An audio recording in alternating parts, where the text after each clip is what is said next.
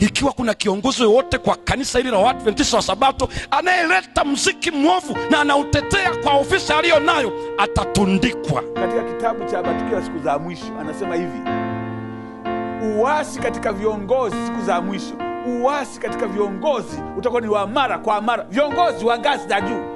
Na nalisema hili wazi, regardless who is listening, yeyote anayetetea muziki wa kidunia wenye hybrid ya pop genius, na anasema hii haina shida, anawafanya waumini, watu wa Mungu ambao wangeliogopa juu ya muziki wa mbaya, kwa sababu ni kiongozi, ni mimi mchungaji Semba, mimi ni mchungaji wa mtaa, mimi ni mkurugenzi, mimi ni maafisa, whoever anywhere, atawekwa kitanzi.